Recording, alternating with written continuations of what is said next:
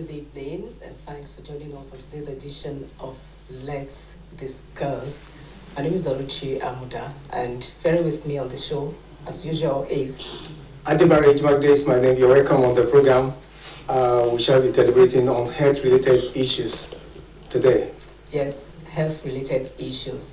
Diphtheria is what is currently trending in the country at the moment. The outbreak of diphtheria disease, infection, put it that way. And we have a guest in the house who will be discussing this with us and also be looking at the health sector generally in Nigeria, the challenges, and what should be done to put it in proper perspective. Yes, my guest this morning is a medical doctor and epidemiologist.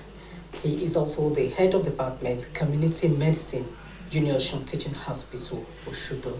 Dr. Kunle Salami, you're welcome to the program, sir. You're welcome, madam. You're welcome on the program. You're welcome, sir. A good day, our viewers. Yes, as an epidemiologist, what exactly do you do?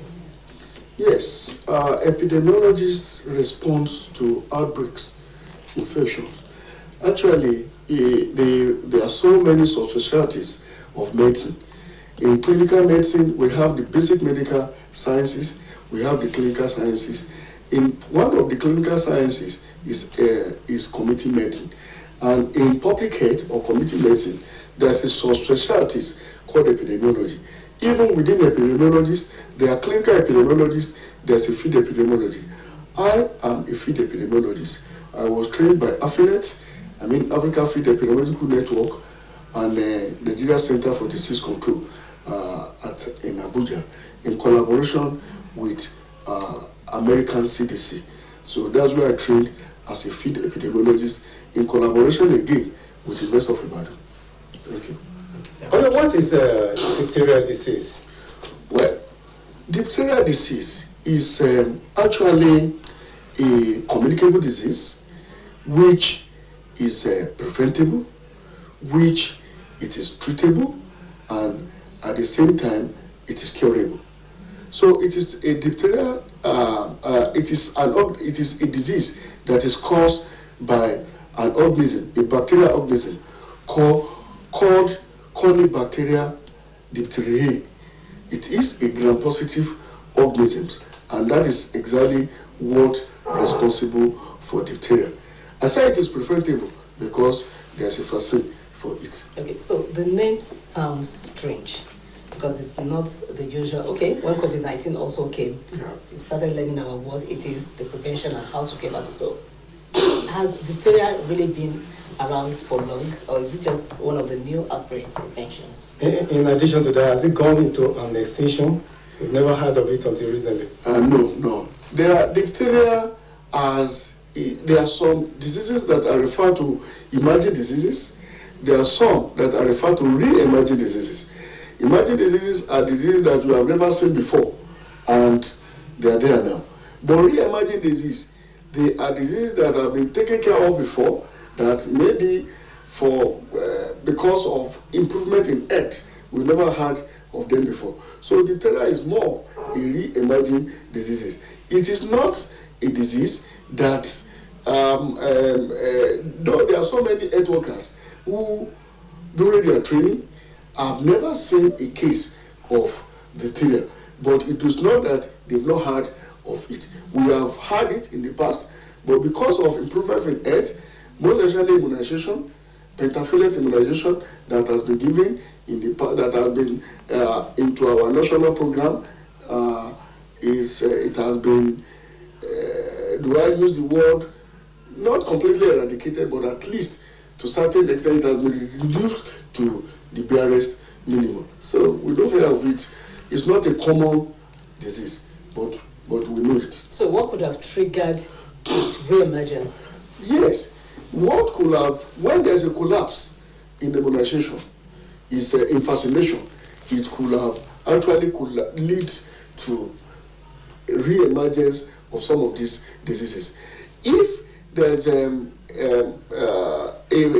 overcrowding, it could also lead to it, and if the sanitation is poor, it could also lead to re-emergence. It's invariably it is a break when you don't have continuity in health system, positive health system. You could have similar cases like diphtheria. What actually happened in the case that we have in Australia and in another part of the country, I learned 4 states have been affected now: Kano, Yobe, Lagos, and Osun State. What really happened is that for those who have been to northern Nigeria before, we know the problem of overcrowding in that place, and it is a droplet infection. So when there is overcrowding and there's a droplet infection, I mean, one is likely to come to have diphtheria. In Australia too, because I spoke with the state epidemiologist and the director of primary care on this issue, and they told me, I was able to confirm that the child that was confirmed at Elisha, Elisha East local government, was actually not well immunized up to date. The vaccination was not vaccinated up to date. So that could have responsible for that. And at the same time, the place I learned is the child lives in an overcrowded environment, and you could see the poor sanitation where the child was actually living. I didn't want to really name a particular place so that people will not, put sentiment and all these things to it. So let me just leave that. But at least we know where the child actually lives at Elisha. So it's just the one case that has been recorded in Osun? Yes, it is a case, just a single case that has been reported in Osun. But luckily, the case that was reported in Osun actually presented at Elisha, Wesley, and the health workers, I can't say doctor, but the person who actually attended, I can't say whether it's a doctor or, but the person who actually attended suggested that it could be a diphtheria. And luckily, I think it was on 27th of December that the child presented at Wesley Hospital. So sample was taken and it was sent to the National Reference Lab, and the result came back January 10th to be positive of diphtheria. So my appeal to all the health workers is that now there's an outbreak of diphtheria in Nigeria generally, and since there's an outbreak of diphtheria in Nigeria generally, they should be on the outlook if anybody present with fever, chills, and so on and so forth. Or do we go to the symptom straight? All right. How do you trace the origin or emergence of the disease? Is it a disease that is typical of the African countries or beyond? Yes, it is a disease of it is a worldwide known disease, but more typically in Africa, just because of the fact that I talked about our sanitation, environmental sanitation, I talked about overcrowding and so on and so forth. So it is not typically known, but it's more common with us here. But in tracing, you are talking about contact tracing, or he's talking about the origin. How did it come? Oh, okay. Well, the first case. The first case of diphtheria recorded in Nigeria, well, is it's not. There are cases that have been there since centuries. I mean, maybe probably even before independence. It's an age-long disease. And I told you, I mentioned that re-emerging diseases. A re-emerging disease is a disease that was known before, but through treatment and all these things, we don't hear of them again. But if there's a breakdown in immunizations, if there is no proper treatment, it can re-emerge again. So it has been there all along. So it seems to have gone to extinction before. Yes, now re-emerge. Okay, Yes. you talked about breakdown in immunization. Yes. What are the vaccines that a child is supposed to take? Yes.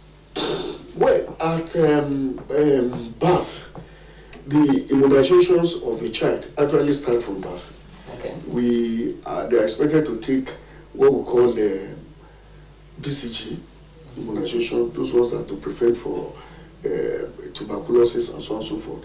Then the OPV, those ones are to prevent polio. Okay. They are for polio.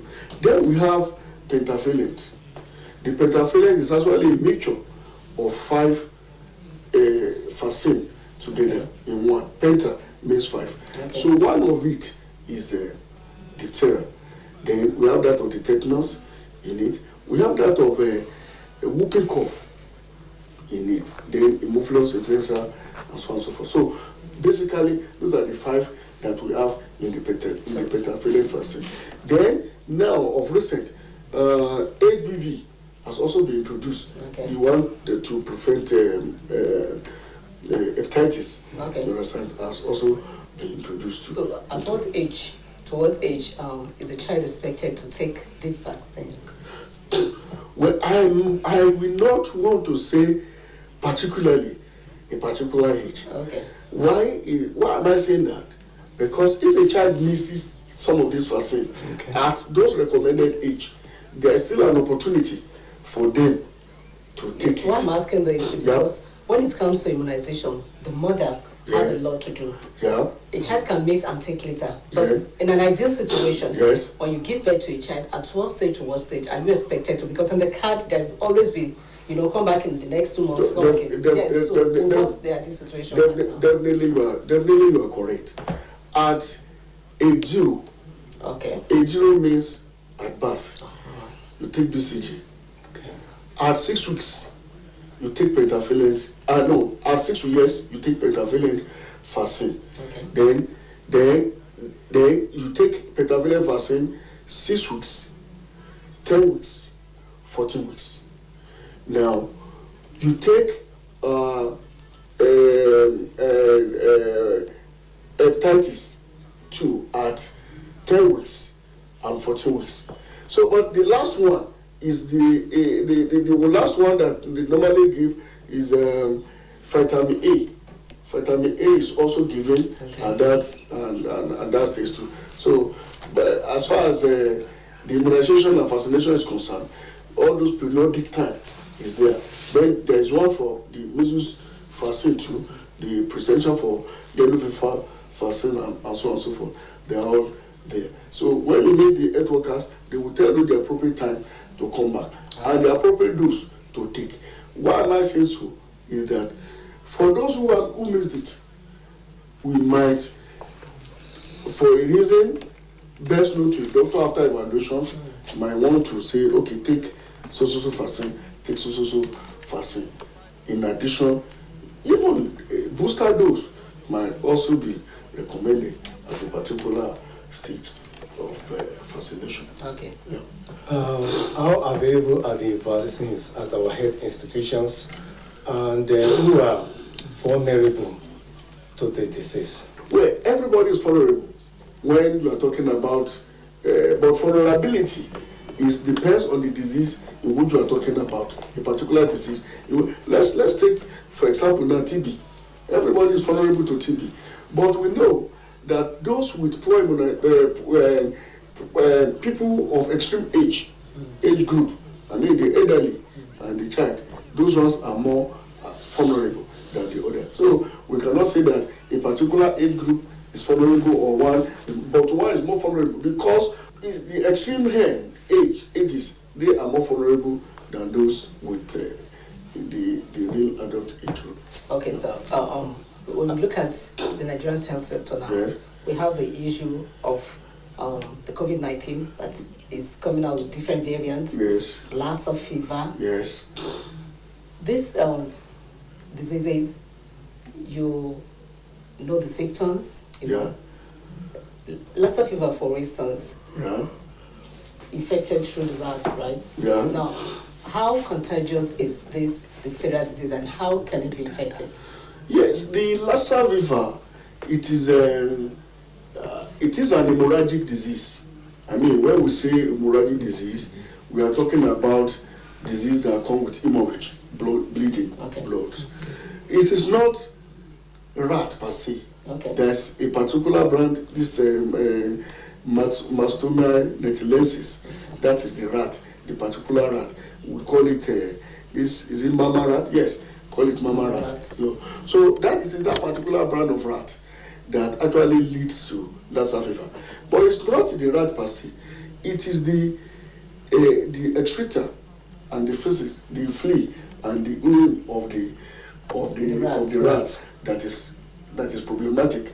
If they are contaminated with food and one consumes that, that is when one is likely to have Lassa fever. But let me add to it, there is human-to-human transmission of Lassa fever too.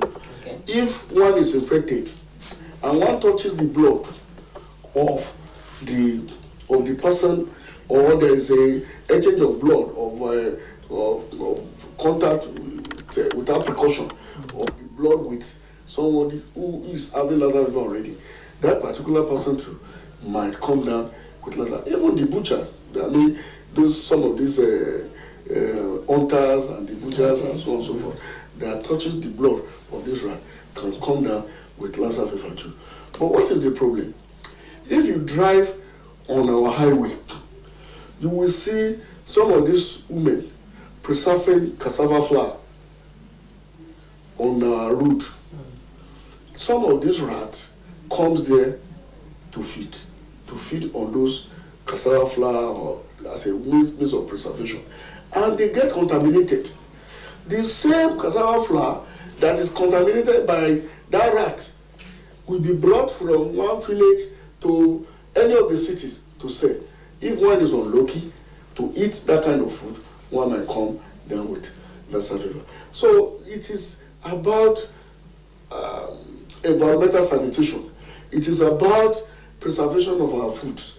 So all those things are very, very important. And sensitization, and not only sensitization, passive and active surveillance is equally important. I mean, trying to look for any of those things in the area in which it's common.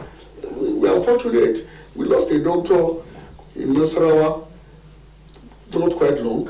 That we are very, very unfortunate. I think the guy, a gynecologist, operated on the woman because the woman came and bleeding. So they never thought it could be Lassa fever. All what they wanted to do is just to save the woman and save the child. On operating the woman in labor, cesarean section, they got contacted with Lassa fever, and the two of them died. It was after that they now went and took the blood samples and realized that they've contacted Lassa fever from the patient they operated on. So it's unfortunate. Okay, let's dwell more on the symptoms of this disease, diphtheria. Yes. You mentioned one of it, fever, while you were giving advice to the health practitioner. What are the other symptoms? Okay. Well, most infection generally comes with fever. I mean, when there is bacterial infection or if there is a viral infection, most of these infections actually cause with fever. And that's why people thought that any fever is malaria. No. When they say Lassa fever, malaria fever, there are so many of those fevers. Typhoid fever and so on. So it's associated with high temperature. But in case of diphtheria, it is a disease that actually affects the upper respiratory tract. What do I mean by upper respiratory tract? From the nose up to the larynx, the pharynx, up to the lungs. That is where it normally affects mostly. So it affects the throat mostly. And how do we recognize? It's important for us to say how we recognized the case of diphtheria. We recognize the case of diphtheria by one, there are what we call gray patches, like a membrane, that you see at the back of the throat if you tell the patient to open his mouth, or maybe you are in your clinic, and you see a gray patches there attached to the it's like a membrane attached to the back of the throat.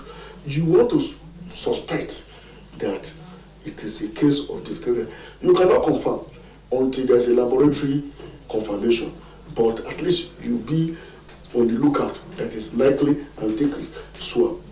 Other differentials, tonsillitis, there is a gland, there's a structure in our body called tonsil.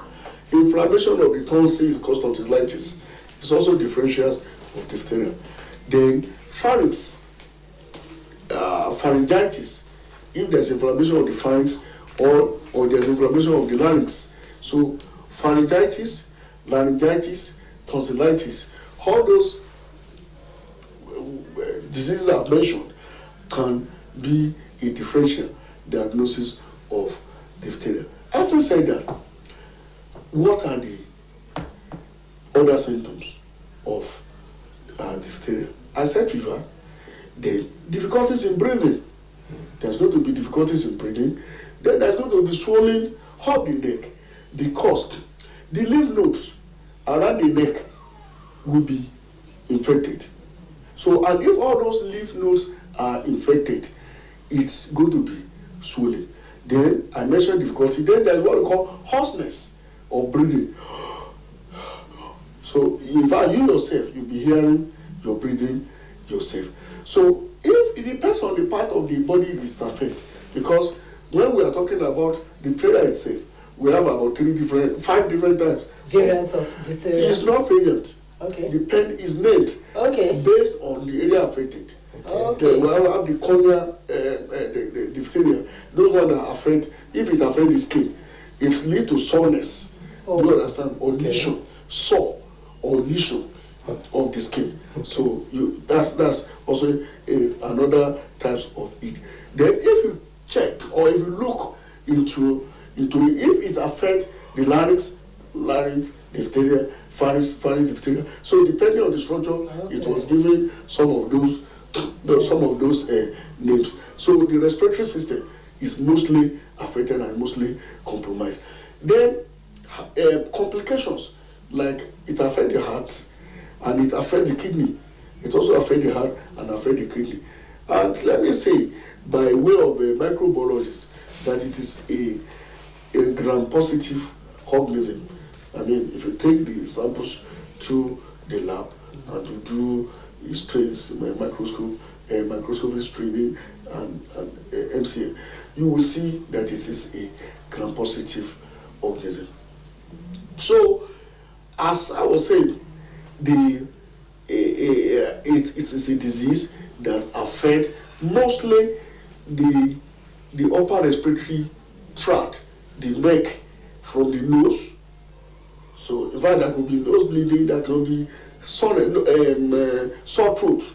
That could be sore throat also from it. So, but I think I've tried to dwell more on the symptoms. Then, which other, okay. So, yes, I want to ask, how long can it be in the body before? Because according to the NCDC, about 38 people have died. Yeah.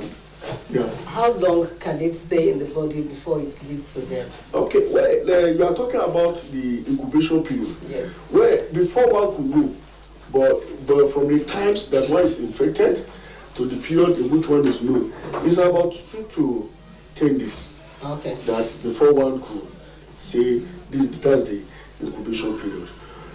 With proper treatment, 1 out of 10 patient dies. Without treatment, 1 out of 2 dies. Wow. So the case fertility rate, what do I mean by case fertility rate? The chances of one dying from it is about 5 to 10%. So that's the case fertility rate. But you asked, that's the case fertility rate. You said about 38 people have died. Well, let's talk about how many people are actually infected before we talk about those who have died. From NCDC, as at yesterday, because I still checked, there's no any other release, no any other statistics as at this morning. As at yesterday, about 128 people have been affected. And out of this 128, 100 of them are from Kano. Then we have some in Lagos, one in Osho, I think about 17 from Yobe State.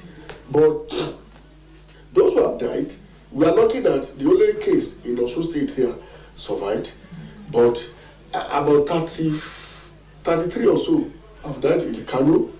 Then maybe some, about 4 or 5 have died in Yobe, and we have lost maybe 2 or 3 in Lagos. Okay. So that makes the 38 figure that you have given now. About 128 people have been infected. About 38 people have died from it. Can the ailment be contacted through consumption of food items or waterborne disease? Is it a waterborne disease or airborne disease? No, it is not a waterborne disease. It is a droplet infection. It is airborne. So it is a droplet infection. So it is, you released, when they say droplet, I mean something from the word droplet. I mean it is either by coughing, by sneezing, laughing, and so on and so forth, that anybody who has it, the organism could be released. Then if it is released, maybe to any format in the house, clothing materials, even handle of the door or all these things, it could stay there. And if it stays there, one touches, one could. So that is it. It is a disease that one can actually contact it. That's what we call cough etiquette. Do you understand? Cough etiquette. You cough into your handkerchiefs. I learned that from my teachers while in schools. They will excuse you in my class to go and to cough and continue the class. All right. Thank you very much, sir. You're welcome. Yes, if you just joined us, it is still Let's Discuss on Osbc TV, and we have been talking about the outbreak of diphtheria disease, and our guest has been Dr. Kunle Salami. He's the HOD Community Medicine, Uni Osun Teaching Hospital, Oshobo. Now, that's all. Let's look at the health sector in general. Nigeria's response to emergencies. When Ebola came, there were casualties before the health personnel or those the stakeholders started running health scares. Same with COVID-19. Lassa fever is still with us here in the country. And now diphtheria disease. A lot of people, 38 is a lot, have already lost their life. What is our responses like in the health sector? Well, if I'm to score half our responses to emergencies, I would say good. Okay. We might not have been there, but at least we are trying. Why do I say so? Because I'm directly involved. I mean, I've been directly involved. I'm directly involved. When Ebola came, I was at the EOC in Lagos. So we were there. And I and one other doctor from WHO, we were in charge of rumor group, epidemiology, surveillance. Then we have this unit called rumor. So any rumor that is being paddled in any part of the country, okay, I was in charge. And I knew what happened, that in Atlanta that year, after we caught the Ebola in Nigeria here, I'm one of the people that went to Liberia. I was in Liberia then. We were 15 epidemiologists that left Nigeria for Sierra Leone. Immediately we got there, people have been dying, they have been picking cups on the road and all these things. We gave them tips, do it this way, do it that way. Well, we don't know in fact, those people are asking that Nigerians, what magic do they use? So, and everything went there. In fact, that year, the Nigeria Center for Disease Control was given an award for being the best effective in response in West Africa. So because of that, I will not say we are not doing well. I knew what transpired, I knew what happened at the Federal Ministry of Health. People like Professor Nasidi, well, and so forth were there at that time. The Minister of Health that time, I've forgotten his name now, the Igbo man, I've forgotten his name.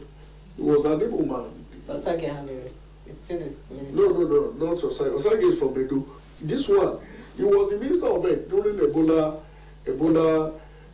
period. Okay. He more or less relocated to Lagos because we had our EOC at Yaba. Yaba, we are now very close to Yaba Psychiatric Hospital. Dr. Samegu? No, it's not. He's a popular man. I think he's in one state university in Ebonyi there. Okay. If I remember, I will tell you. Now, the man partially or totally relocated to Lagos. He will go to Abuja in the morning to go and in the evening to go and do administrative work. The following morning, before you get to EOCs there, you will be asked, wondering whether he actually slept in Lagos or slept in Abuja.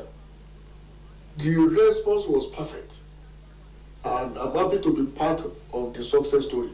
So, in time of response, I will score Nigeria very high. As at that time, later, the NCDC doesn't have a structure. So later on, the NCDC had the structures. It was NFETIP, the Nigerian Field Epidemiology Network, in collaboration with Afrinet, African Field Epidemiology Network, which is it was patterned like that of America EIC, American Emergency Disease Response, American CDC in Atlanta. So they are the one that actually brought the program to Nigeria. I was lucky to be part of the people trained by those people. So, and we are the one that they have been using for any of the outbreak. I was there between 2013 and 2014, 15, 16. So I was there, I did the training that time. So the response has been quite impressive. But generally, the health, now that we're having problem of JAPA, our people in the clinical areas are leaving. So, and people are actually trooping out of the country, leaving for greener pastures, which is not really too good for us. Then, if you look at the WHO recommendation, there are 15% of the budget should be spent on health. To me, Nigeria has not met that. I think we are still about 5 or 7%, which is not too good for the country. If we are spent well on health, I think our health system will be more robust than we have. The health problem in Nigeria is beyond the way labor see it. There is social aspect, the cultural, the social, and all these things aspect of it. What of in a situation whereby there is vaccine, and some people for cultural reasons, they say they don't want this vaccine, and lack of access of taking this vaccine is what is causing problem. The present day Zamfara, where there is insurgency now, Okay. I've been there. We went. I was posted to Gumi local government. I went to Madu local government, where they are killing people on almost every daily town. I went to almost all the villages on those places for this polio, vaccination. I was deployed by N-Stop in Abuja that time. So, what of if you now have the vaccine, and some people are now saying they don't want, there is against their cultural belief, or religious belief, or ethnic belief, or whatever belief. So it is a health problem in this country cannot be solved alone. It has to be holistic. It has to be holistic, the cultural, the social, and so on and so forth. Even poor housing could be a problem for health. But the Nigerian government will encourage them to do more in the area of health. Then, if you are talking about the training of Nigerian doctors, I used to ask people questions. Why are we in high demands all over the world if you are not well trained? I know the kind of training I had while in the universities. And I give the glories and whatever I become to my teachers. The shortage of health personnel Yeah. in the health institutions across the country. What's the way out? What the way out of, because we should not be talking about the numbers now of doctors being produced or health workers being produced. What of the quality? Okay. We should not just be talking about the quantity now, or the quality of the people that's been turned out. I can vouch for the people that trained during our own generation that, I mean, a lot of good work was done on us. What has gone wrong? Well, a lot has gone wrong. A lot has gone wrong. And I will blame the government largely for that. They've made political office too attractive. Okay. Well, it's an area that in which maybe one should not dwell into. But I mean, as far as I'm concerned, they make it too attractive that even a councillor, and to be a councillor, you don't need to be more than a school sat owner.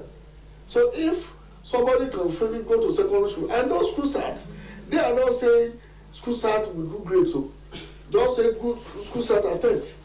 So if you have attempted school sat, you can be a councillor. And a councillor, when he gets there, he has more than a professor of medicine. So I do want a professor of medicine now to concentrate on his work.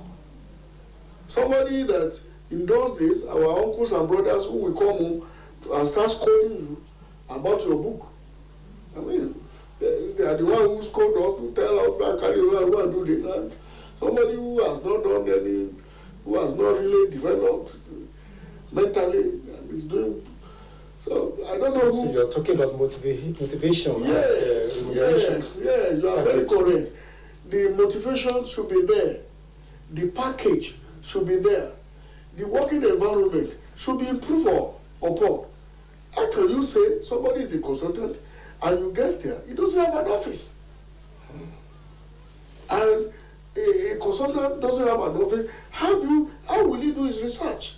How will he do his work? How will he carry out his own research? How will he do his own work? How will he be? All these things government has to do. There's no motivation in terms of salary, and the other incentives. I mean, so. Thank you very much, Doctor. You're There welcome. was a report recently about the collapse of the primary health care centers. Yes.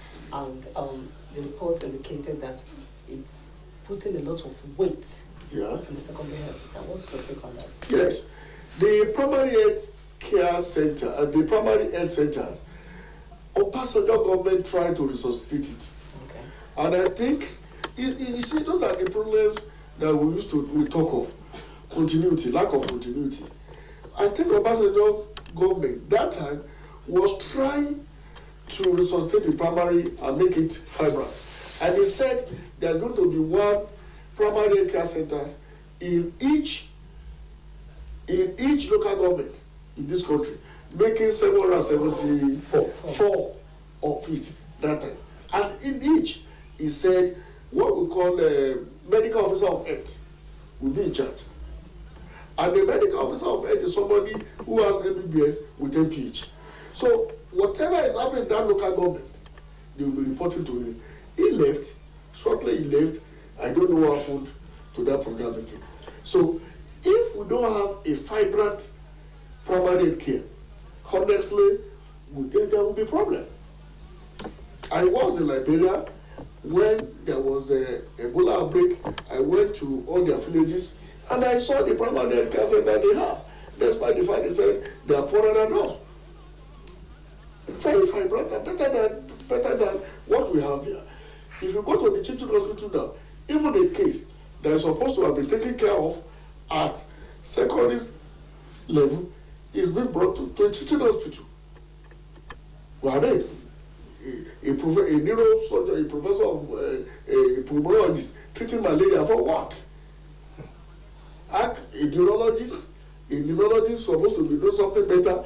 You are bringing a case of malaria to him to treat. Well, when you can go to a primary health care center or at most a general hospital, and you'll be taken care of them. But what is the problem? The primary health care is, I think, is under the local government also. The secondary is under the state, and the tertiary, the teaching hospital, is under the federal government. So most of these secondary health centers, they don't have personnel, adequate personnel, because they'll be talking about the wage bill. So because of the wage bill, most of them are dodging recruiting people into the secondary health care. So it now put pressures on the tertiary health care. And that is the problem we're having. Okay, stay on diphtheria disease. Yes, sir. How do we cope with the spread in the country now that it has re-emerged across the country? How do we surmount the challenges now? What are the necessary measures to be put in place to checkmate the spread and the disease? Well, very simple. Very simple.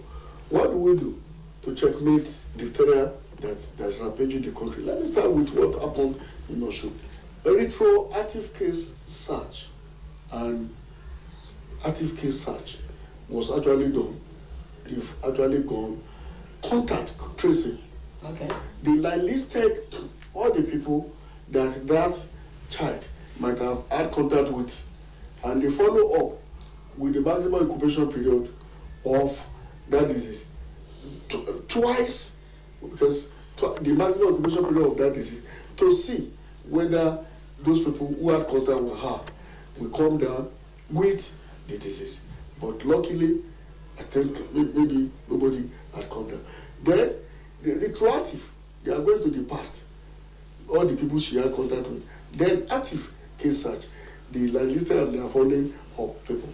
Now, the child was not well adequately immunized, so they are giving immunization they will give immunization to make sure that we improve on our vaccination generally, both our routine vaccination program.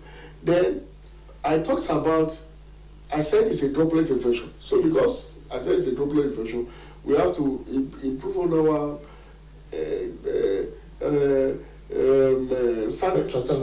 personal hygiene, sanitary.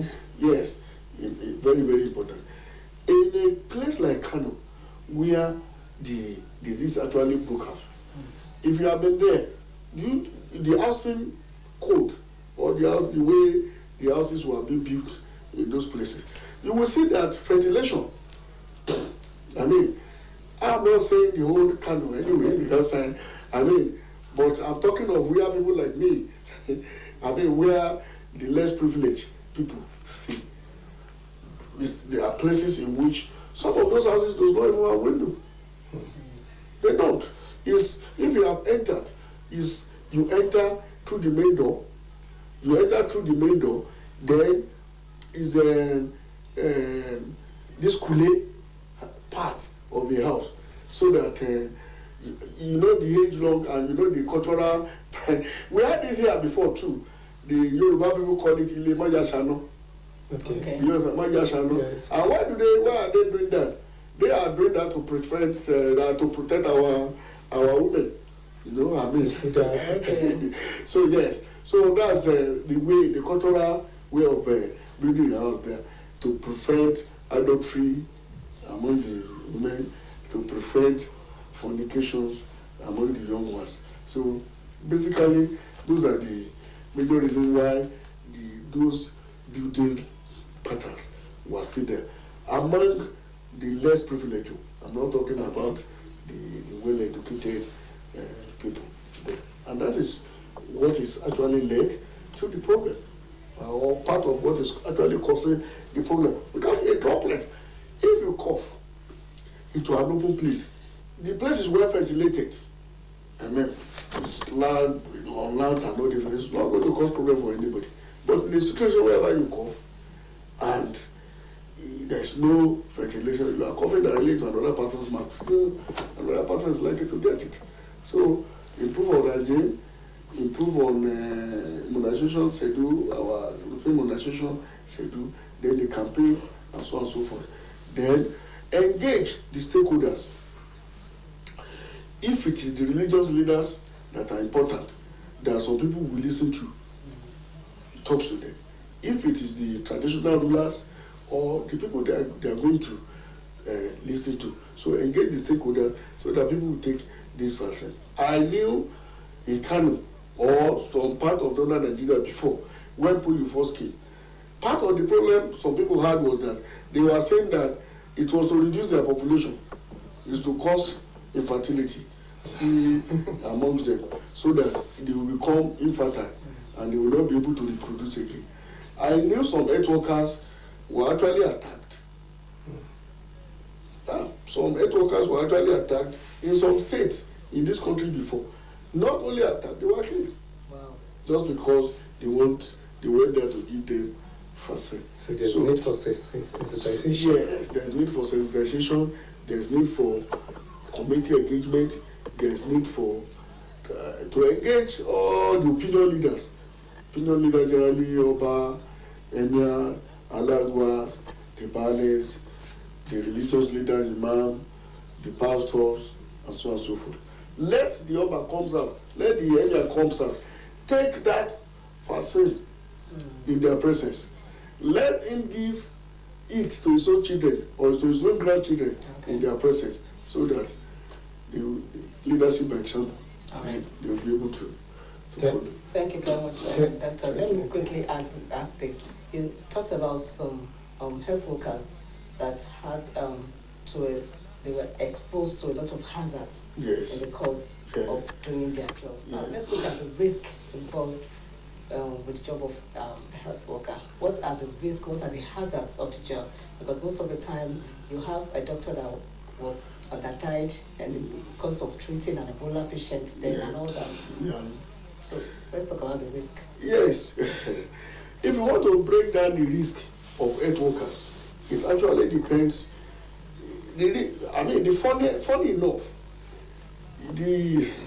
Funny enough, the hazard allowance of a doctor is 5,000 naira. It's unheard of that with all the hazard we are being exposed to, our hazard allowance is just 5,000 naira. It's just of recent that they said they've increased it in proportion, and I think maybe 20,000, 30,000. They have not even started. They've not even started implementing that anyway. But they promise paying that. I've seen the paper anyway, but I've not seen the money. All right. The hazards that we are exposed to are many. Let me take it unit by unit. Somebody who works as a radiologist, sonographers and so on and so forth, they are exposed to high radiations. And I want to mention names. I've seen a friend who came down with leukemia, lymphoma, leukemia, and he died. A consultant radiologist. I won't mention the place, and I won't mention but it's a friend. Now, we have seen a situation where doctors were operating on a patient, and they do prick on HIV patient, or even of recent hepatitis. Now, coming down with HIV later, and coming down with PLCC, primary liver cell carcinoma, as a sort of being exposed to hepatitis. We have seen cases of doctors working, or not even doctors, only doctors now, health workers, working in the hospital, and in the course of his work had Ebola. And you know Ebola is an hemorrhagic, not Lassa, which is more common here with us. It's an hemorrhagic disease. Start bleeding from the orifice, from the nose, from everywhere, and then the patient died. Now, those of us who are the field workers, someone like me who are the epidemiologist who goes to the community and all these things. We have seen situations of workers being, health workers being attacked on the feet during the course of doing their work. Let me tell you what I did when I went to Safara, 2014. If you see me on the field, actually you can't recognize me because I disguise. I had one, this chalamia, this normal chalamia that everybody wears. It was, I don't wash it for that 1 week, so dirty. I made it was intentional. Okay. So before you will know that I'm a stranger, I would have gone. If you have seen me, you can never know I'm a stranger, except I stay with you for 3 or 5 minutes. Before you know that, I would have gone. What do I do? If you enter a place, we have a local guide. It is that local guide who is mobile, who goes with a bike. Okay. Is the one that takes us to the interior of all the interiors. If you are born in that local government, where I will go, you might have not have been there. Because there's places we call out to reach area. That some places we have to cross river, some places we have to use donkey, some places we have to use camel to get there, some places we have to use canoe to get there. So, but people don't know all some of these things that we face or defeat. And let me tell you a funny one that happened or I experienced personally. I went to one local government in Plateau State. When I got there, I have done all my work on our way coming. My local guy, one old man, now saw the local guy, and he was talking to my local guide in their dialect that we should leave, that the traditionalists have gone to the place where they are doing their worship, that if they are coming, they must not see us, that if they see us, they will think it's an impersonation. So I told the guy we left. So I now asked that if they see you, what will happen? I don't know whether it is true or it is not true. They said that those people who takes somebody's manhood and one will be infertile for life. Or very funny. But it wasn't funny that day. As I'm reporting or as I'm sharing with you now, it looks funny. But that's exactly, I didn't want to mention a particular place.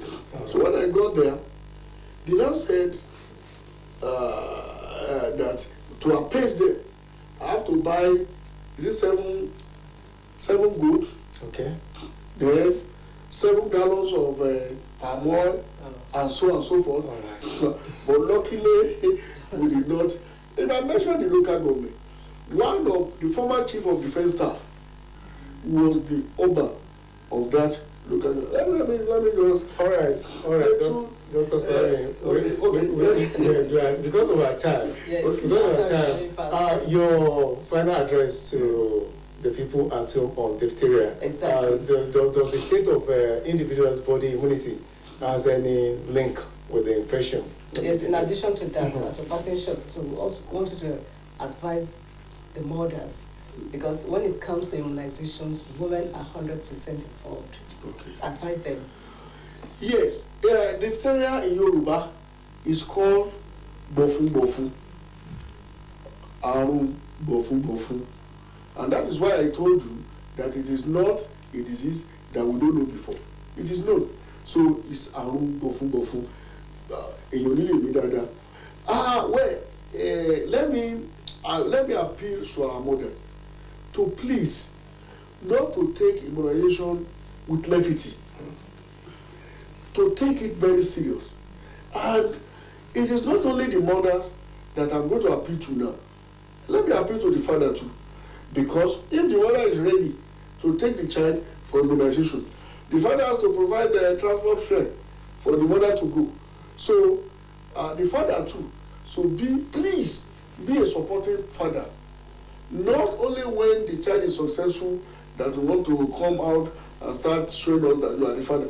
Being a responsible and a supporting father right from even before conception, right from the time of pregnancy, right from the time when the child was born, and right when the child is actually going on. So it is very, very important that we take our health It's very, very serious. Then the immunity, it also actually has an effect. Let's eat well, take food, relax well, and lives in a very conducive and a very good environment. Thank you very much. All right. We have to put an end to this presentation at this juncture. Special thanks to our guest, Dr. Kunle Salami from Junior Osun Teaching Hospital. We're glad to have you on the program. And this is the parting point on the program. We also employ viewers to make sure that they always take their health very important and observe personal hygiene guidelines towards promoting a healthy living. I'm Adibari Makide. Yes, and from all I'm saying health is wealth and prevention is cheaper. It's cheaper and better than cure. So stay healthy, live healthy. Thank you very much, Doctor, for making this program. Thank you. Bye for now. Thank you.